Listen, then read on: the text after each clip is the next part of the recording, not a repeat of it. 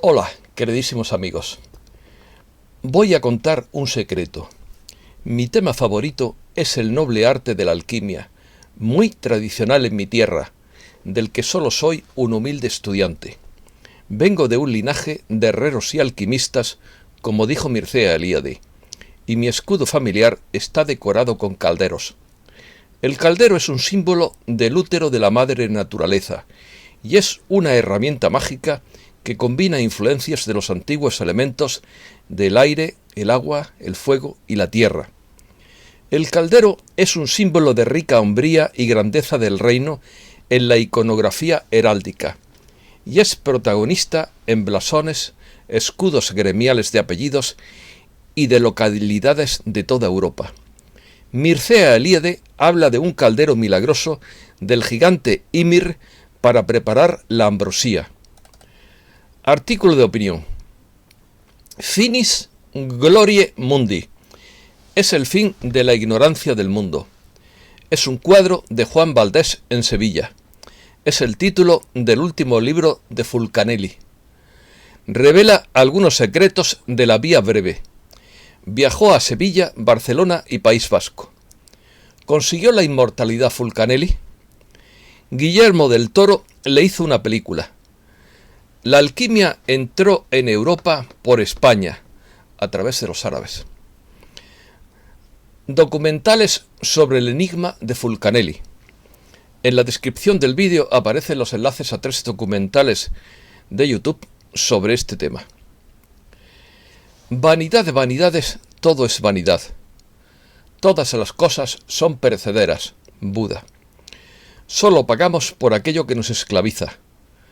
Todas las cosas divinas son libres y gratuitas. Toda realidad esconde la divinidad en su interior. El alquimista crucifica y resucita la materia prima. Esto no sucederá hasta que los signos reales sean claros. La verdad duele, y si no duele, entonces no es la verdad. Para llegar a ser lo que soy, debo dejar de ser lo que nunca fui. El poder teme y detesta la verdad porque no coincide con su discurso. Miles de cubanos se manifiestan ahora en la calle contra su dictadura. El exilio pide intervención internacional para evitar un baño de sangre. Temperaturas de 70 grados centígrados derriten automóviles en Kuwait. Comenzamos. Finis gloriae mundi. El fin de las cosas del mundo. Hablamos del final del orden satánico que ha corrompido a la humanidad. Todas las cosas son perecederas, como dijo Buda. Lo único que no perece es la gloria divina que brilla sobre la creación y sobre las ruinas de cada civilización desaparecida. Vanitas, vanitatum et omnia vanitas. Vanidad de vanidades, todo es vanidad.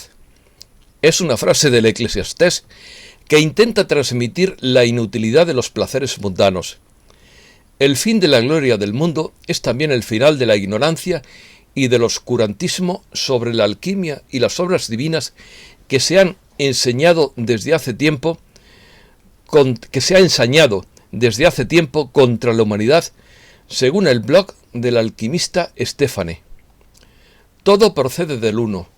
Los antiguos filósofos creían que el mundo terrestre, aunque opacado por su densidad, sigue siendo plenamente una emanación de lo divino y que basta con dilatarlo para revelar la luz que contiene. Este pensamiento alquímico pertenece al hermetismo más puro. Ezequiel, en sus profecías, describe también el despertar de los huesos, revivificados por un fuego extraño que procede del cielo, como un viento o un aire que sopla desde arriba. Del mismo modo, el cayado sacerdotal con pomo espiral evoca perfectamente la fuerza del espíritu sobre la materia, cuando éste se prepara correctamente, aunque la mayoría de los sacerdotes ignoran su significado esotérico.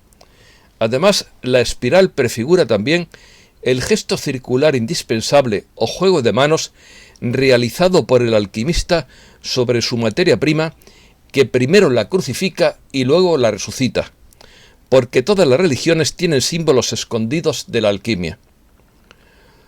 Un claro mensaje es el que manda el anacoreta San Bruno sobre la transitoriedad de todas las cosas frente a una gran certeza. Estamos aquí de paso buscando la unión con el absoluto. Cordero de Dios, que quitas el pecado del mundo, ten misericordia de nosotros.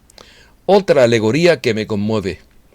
San Bruno nació cerca del año 1030 en la ciudad alemana de Colonia, perteneciente entonces al Santo Imperio Romano Germánico, y fue fundador de la orden contemplativa de los cartujos. Soy un humilde estudiante de alquimia y cuanto más estudio esta tradición, más me maravillo de los místicos de la antigüedad. Reflexionemos sobre la fugacidad de la vida humana y de los placeres que ésta conlleva, dejando al libre albedrío la salvación del alma, pero la mayoría se pierden atrapados por este engaño de sombras terroríficas. Si no existe el tiempo, quiere decir que todo ha sucedido y está sucediendo simultáneamente porque esto es un sueño. Por eso yo trato de corregir las cosas feas del pasado, aunque algunos pensarán que es una locura. Trato de cambiar la pesadilla por un sueño bonito, pero sobre todo trato de despertar. Todo aquello por lo que has luchado se quedará aquí abandonado cuando tú ya no estés. ¿Vale la pena tanta lucha?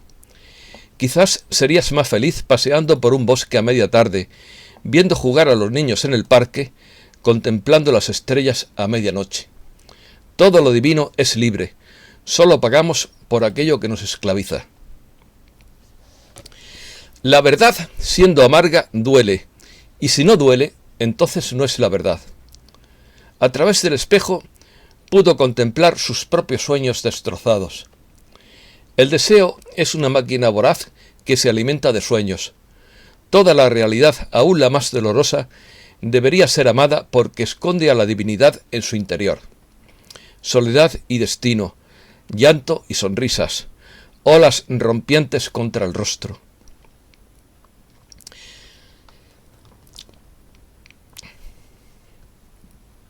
Se buscaba a sí mismo dentro de un bosque oscuro y profundo y murió sin saber que el bosque era él. Para llegar a ser lo que soy, debo dejar de querer ser lo que nunca fui. El libro. Terminamos con la poesía y pasamos con la información.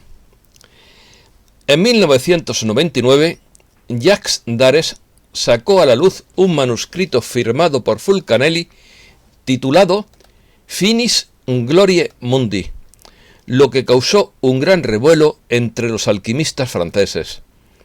Este texto es de una erudición admirable y revela algunos de los secretos de la vía breve, secretos hasta la fecha ocultos, proporcionando además precisos consejos para los alquimistas operativos de este nuevo milenio. En el año 2001 apareció en francés un texto de Fulcanelli con el título de Finis Glorie Mundi, como si fuese un texto que no se publicó en su momento. Para la mayoría de los estudiosos es un texto apócrifo, ya que dicha obra relata sucesos que acontecen tras la Segunda Guerra Mundial, fecha para la cual se supone al autor ya fallecido, pero esto solo es una suposición. Otros estudiosos del tema entienden que el elixir de larga vida no es en modo alguno una quimera de la alquimia, sino una de las pruebas de la consecución de la piedra filosofal. Este libro completa una trilogía iniciada con el misterio de las catedrales y las moradas filosofales, publicados en 1929 y 1930 respectivamente. Llama poderosamente la atención el gran lapso de tiempo transcurrido entre la aparición de las dos primeras obras y la firma de la segunda, 1999 años, lo que sería un indicio de su supuesta inmortalidad. Si el doctor Fulcanelli ve este vídeo o lee este artículo, solo quiero saludar al maestro con respeto, cariño y agradecimiento por su obra. El primer libro de alquimia que leí en mi vida fue El misterio de las catedrales. Y no me enteré de casi nada porque entonces desconocía los símbolos, pero ahora estoy tratando de descifrarlos poco a poco gracias a la información de Sigmund Bathory y de otros autores. El autor de la versión revisada de Finis Gloriae Mundi afirma en la nueva publicación, entre comillas: no es costumbre que un adepto vuelva a coger la pluma después de haber franqueado la transmutación. Abandonemos el manto de silencio con el que se cubre quien pasa por las ascuas del Fénix, sugiriendo precisamente esto. El problema de entender a Fulcanelli es que escribe con símbolos, y solo el que vive la alquimia en carne propia puede entenderlos. Según dice el receptor del manuscrito, Jacques Dares, presidente de honor del Centro Europeo de Mitos y Leyendas, a quien le fue enviado por Internet en 1999 para resguardar mejor el anonimato, se ha lanzado diversas especulaciones sobre la personalidad o grupo que se oculta bajo el seudónimo. Si es que es un seudónimo, claro está. Fulcanelli. Es mucho lo que se ha escrito sobre la vida de este personaje tan interesante, pero la mayor parte de sus biografías están basadas en testimonios inciertos, pues al parecer ocultaba expresamente toda información sobre su persona, propiciando la circulación de infinidad de rumores.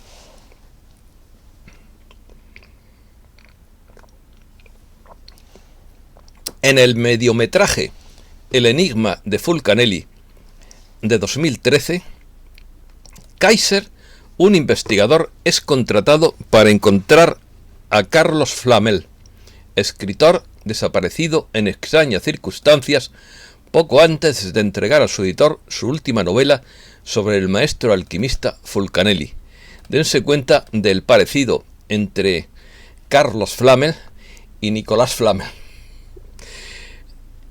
En el prólogo de Cronos, primer largometraje de Guillermo del Toro, un narrador afirma que en 1536, huyendo de la Inquisición, el alquimista Huberto Fulcanelli desembarcó en el puerto de Veracruz, México. Fulcanelli fue nombrado como relojero oficial del virrey de Mendoza y se dedicó a perfeccionar un ingenioso aparato mecánico que prometía ser la fuente de la vida eterna.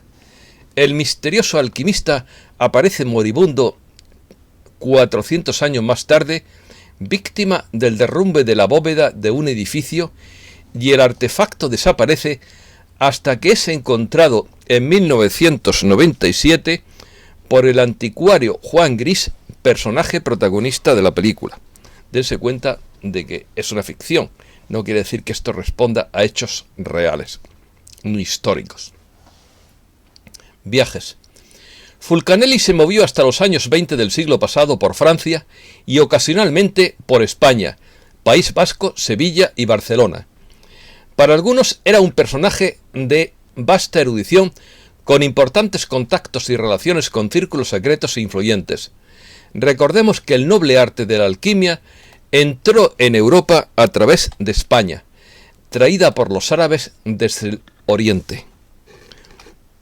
La identidad de Fulcanelli está por dilucidar. Incluso podría ser un seudónimo de un colectivo de alquimistas. El nombre de Fulcanelli parece estar relacionado mediante la cábala fonética con Vulcano y Helios. Jacques Bergier menciona en su libro El retorno de los brujos que Fulcanelli y otro alquimista se dedicaron a visitar a los más conocidos físicos nucleares en las dos guerras mundiales. Ambos describieron somera pero muy gráficamente en qué consistía un reactor nuclear y advirtieron de los peligros de las sustancias subproductos de las reacciones. Esto pasó sin mayor atención respecto de los científicos hasta que Fermi logró la primera reacción en cadena. A algunos de los visitados recordó entonces la conversación mantenida con algunos de los dos supuestos alquimistas y comunicó la historia a los servicios de inteligencia correspondientes. Inmediatamente, los servicios aliados comenzaron la búsqueda de ambos personajes. Búsqueda de Fulcanelli. Fulcanelli fue imposible de encontrar, mientras que la otra persona resultó fusilada en el norte de África por ser colaboradora con los alemanes. Es muy difícil hallar pruebas de tales cosas, más allá del texto del libro antes citado. Jacques Bergier, o Bergier en francés, fue ayudante del físico francés Louis de Broglie y formó parte de la inteligencia de los aliados. O sea, que algo se le habría filtrado. Si esto es cierto, es improbable que Fulcanelli fuera un científico conocido, pues hubiera sido reconocido por algún colega. A partir de la búsqueda de estos dos personajes y del comienzo de la carrera hacia la construcción de una bomba nuclear, los servicios de inteligencia compraron cualquier libro de alquimia que se pusiera a su alcance. No hay comprobación oficial a nivel público de estos relatos, pero tampoco ninguna desmentida conocida. Por otra parte, en el capítulo de Química y Filosofía de su libro Las moradas filosofales, Fulcanelli escribe, entre comillas, los viejos alquimistas que poseían de fuente tradicional más conocimientos de los que estamos dispuestos a reconocerles, aseguraban que el Sol es un astro frío y que sus rayos son oscuros.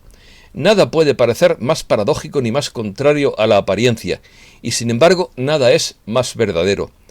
Algunos instantes de reflexión serena permiten convencerse de ello. De hecho, si el Sol fuera una especie de globo de fuego, como se enseña en la escuela, bastaría con acercarse por poco que fuera para experimentar el efecto de un calor creciente.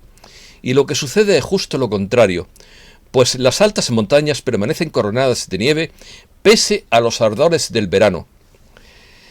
En las regiones elevadas de la atmósfera, cuando el astro rey pasa por el cenit, el globo de los aeróstatos se cubre de escarcha, y sus ateridos pasajeros padecen de un frío muy intenso. Así la experiencia demuestra que la temperatura desciende a medida que aumenta la altura. La misma luz se nos hace sensible cuando nos encontramos situados en el campo de su irradiación. En cuanto nos situamos fuera de la luz radiante, su acción cesa para nuestros ojos. Es un fenómeno bien conocido por un observador o accidentado que contempla el cielo desde el fondo de un pozo al mediodía y ve sin embargo el firmamento nocturno y constelado. Esta afirmación ha hecho que se pueda dudar de que fuese un científico. La pintura. Finis Gloriae Mundi designa también un sorprendente cuadro en el Hospital de la Santa Caridad de Sevilla. Este panel de 2 metros de lado fue ejecutado por el artista Juan de Valdés Leal en 1672. Se puede ver en primer plano el cadáver de un obispo en descomposición avanzada en el fondo de su ataúd. Frente a él, cabeza laya, se encuentran a su vez en su ataúd un caballero para nada afectado por la putrefacción y cuyos ojos abiertos y la frescura del tinte dejan comprender que descansa pacíficamente y escapa así a todo desgaste del tiempo. A mi juicio, esto está simbolizando la fase alquímica de la putrefacción de la materia. No, estas cosas hay que entenderlas a nivel alegórico.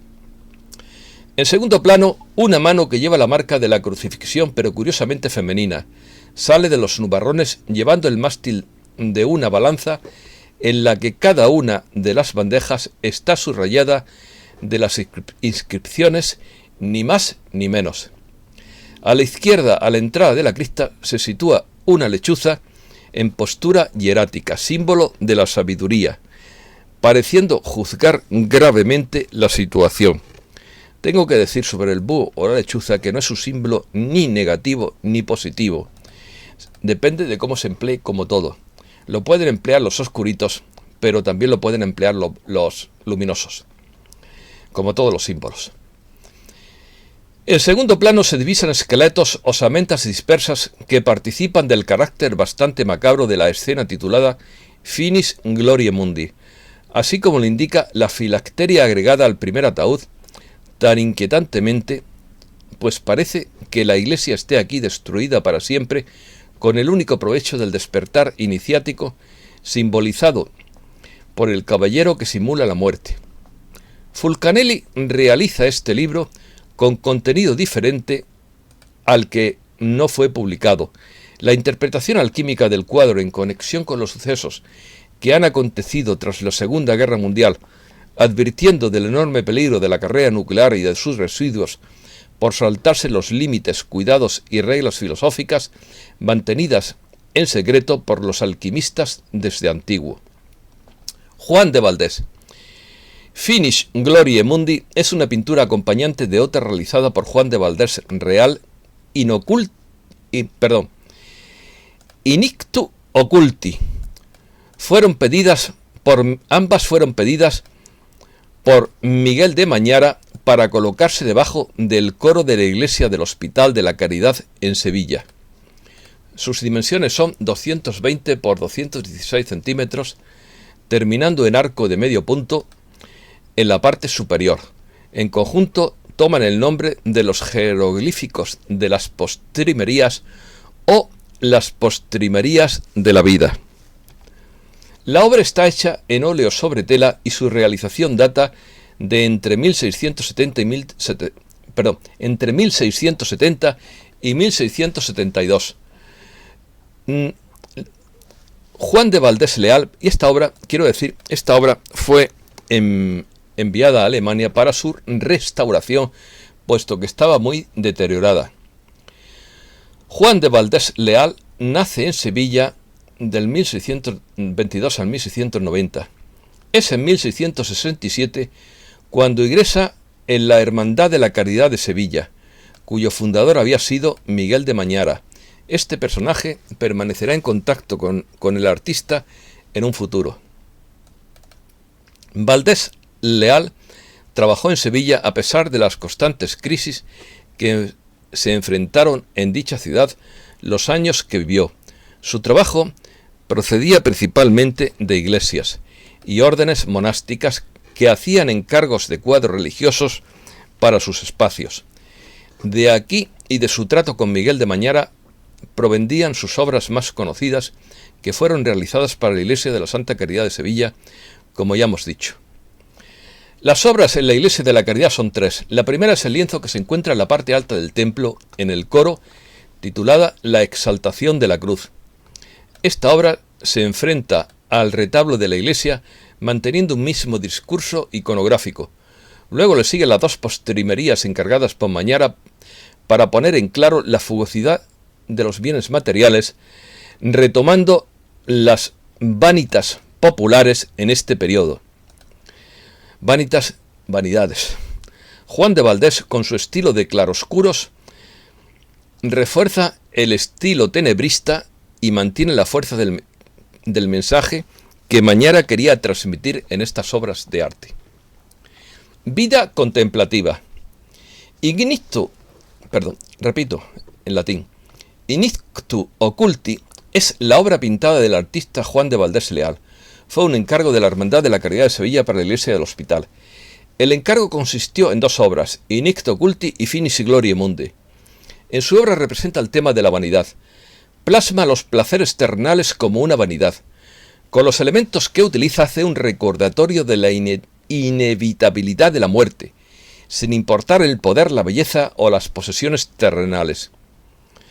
Yo creo que en el futuro no será tan inevitable, pero ese es otro tema. Inictu Occulti corresponde a la primera epístola de San Pablo a los Corintios, 15:52, donde anuncia la resurrección, entre comillas, en un instante, en un abrir y cerrar de ojos, al toque de la trompeta final, pues sonará y los muertos resucitarán incorruptos y nosotros seremos transformados. Yo estoy convencido de que seremos transformados. De lo otro me cuesta más trabajo, pero nada imposible. En el siglo XVII, la muerte se convirtió en una preocupación en la población europea. Se desencadenó una crisis política desde la Guerra de los 30 años hasta finales de 1600. Además, se consideró como un periodo desfavorable para la agricultura. No obstante, también es conocido por ser el siglo de la revolución científica. Debido a la crisis política y económica que atravesó España, la muerte se convirtió en el discurso ideológico y artístico de esa época. Bajo este contexto se desarrolla la vanitas como género pictórico del barroco.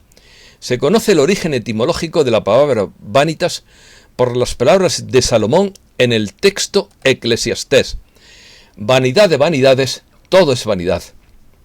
En la pintura de Juan Valdés y Nictu Occulti hay elementos que simbolizan la vida contemplativa, donde aparecen símbolos de sabiduría como los libros.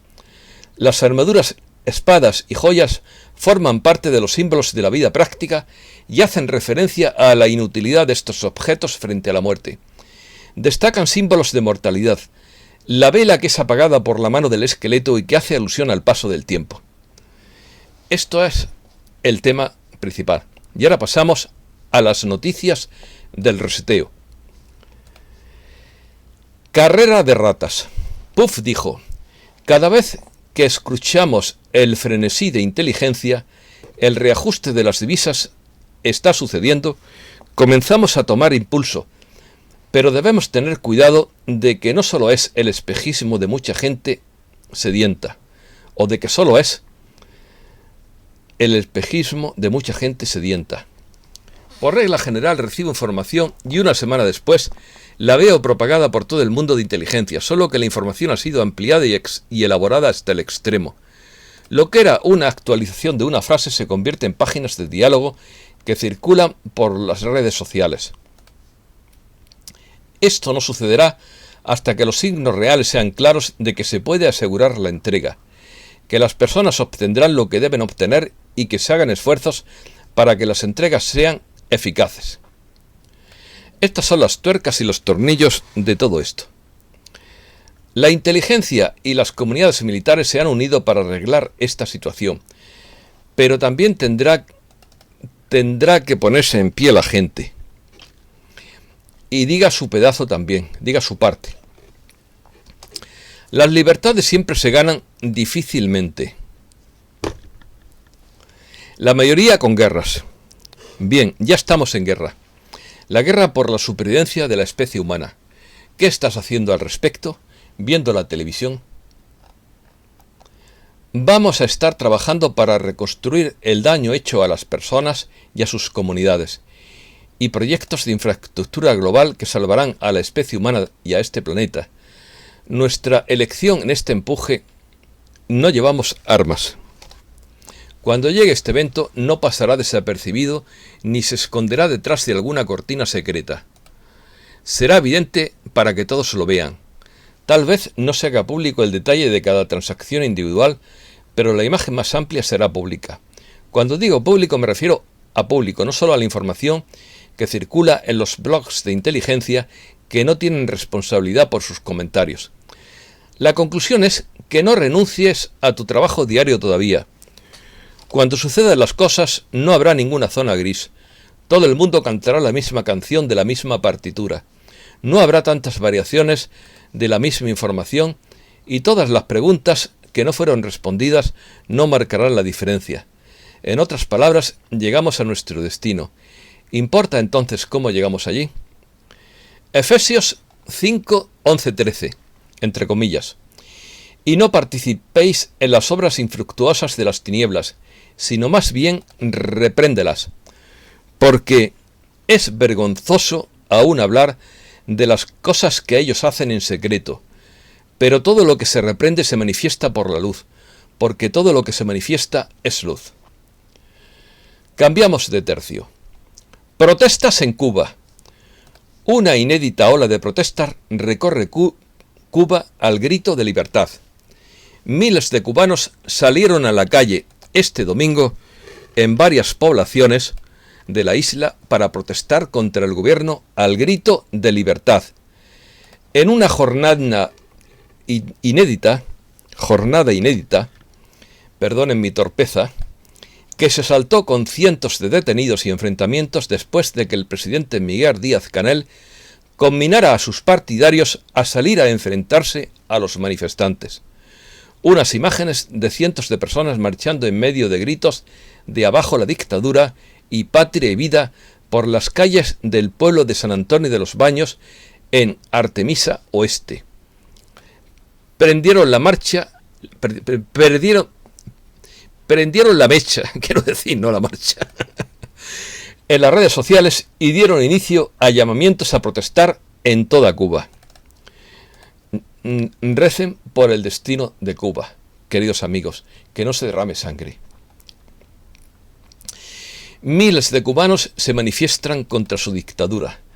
El régimen está cerrando Internet, dice un congresista de Florida. Miles de cubanos salieron a la calle el domingo en varias ciudades para protestar contra los abusos a los derechos humanos, la falta de libertad y el empeoramiento de la situación económica en el país gobernado por los comunistas. Los vídeos subidos a las redes sociales parecen mostrar manifestaciones en varios pueblos y ciudades, incluida la capital, La Habana, el domingo. Los manifestantes coreando dijeron que no tenían miedo del régimen liderado por Miguel Díaz-Canel y dijeron que querían el final del régimen. Se produce en medio de informes de escasez de gas, electricidad y vacunas en la nación insular caribeña. Algunos analistas señalaron en línea que las manifestaciones del domingo son la primera vez que tantos protestan contra el gobierno desde el levantamiento del maleconazo en 1994, que llevó a varios cubanos a abandonar el país en barco hacia Estados Unidos. Durante las manifestaciones también se escucharon gritos de «abajo la dictadura», «libertad y patria y vida», según imágenes subidas en línea. Durante diferentes transmisiones en vivo a través de Facebook, se puede ver a miles de personas marchando por las calles de las ciudades como San Antonio de los Baños, Guira de Melena y Alquizar.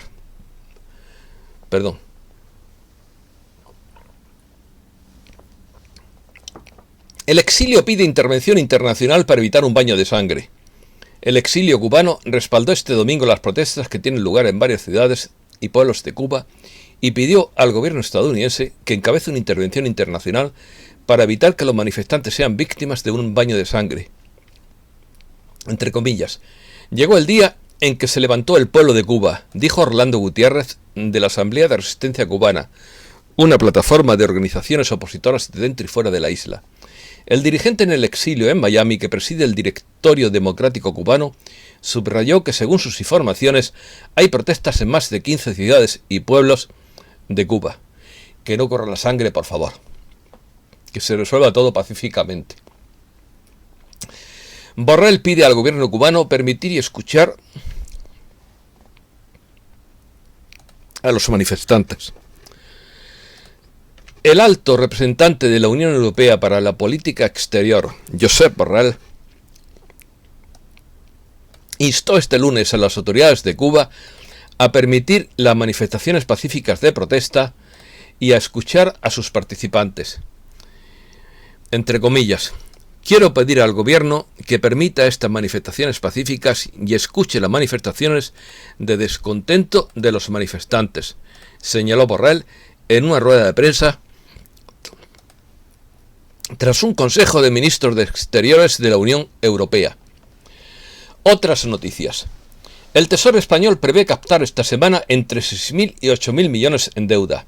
El Tesoro Público Español espera colocar esta semana entre 6.000 y 8.000 millones de euros en dos subastas, una de letras y otra de bonos y obligaciones, que se convertirán en las últimas del mes, y lo hará en un momento en el que los intereses de la deuda soberana siguen a la baja, lo que puede propiciar que España se financie más barato. El BCE cambiará su política la próxima semana. El Banco Central Europeo trazará una nueva ruta de política en su próxima reunión para reflejar un cambio de estrategia y demostrar que se toma en serio la reactivación de la inflación. La Unión Europea defiende el plan fiscal, pero Irlanda se mantiene firme. La Unión Europea acordó retrasar un plan de impuestos corporativos para el bloque tras la presión de la administración estadounidense y en un intento por facilitar un acuerdo fiscal global más amplio, pero Irlanda, miembro de la UE, reiteró sus críticas a la reforma. El dólar digital podría atraer millones a la economía. Un dólar digital funcionaría en teoría como dinero en efectivo, sin demoras, tarifas de procesamiento o requisitos de incorporación, y podría llevar a los estadounidenses no bancarizados o subbancarizados a la economía digital. La construcción de una moneda digital del Banco Central conlleva el riesgo de fallas, piratería o violaciones de privacidad personal. Pero si se puede poner un dólar digital en línea, podría hacer que la economía digital sea mucho más rápida, más eficaz y más accesible para aquellos que más lo necesitan. Georgieva remite a la Junta de Gobernadores la asignación propuesta de 550.000 millones de derechos de giro. La directora gerente del Fondo Monetario Internacional, Kristalina Georgieva, ha remitido a la Junta de Gobernadores del organismo la propuesta para llevar a cabo una nueva asignación de derechos especiales de giro por importe de 650.000 millones de dólares, unos 550.000 millones de euros, la mayor en la historia de la entidad. El Líbano se acerca al colapso total. La economía del país está derrumbando, hay escasez de combustible y medicinas y la gente pasa hambre en la calle. Sin tener un gobierno formal, una disminución del 90% en el valor de la moneda del país y un 55% de la población vive en la pobreza. El Líbano se encuentra en una crisis como ninguna otra desde la fundación de la nación, después de haber sido la Suiza de Oriente. El debilitamiento de China pesa en la recuperación económica mundial.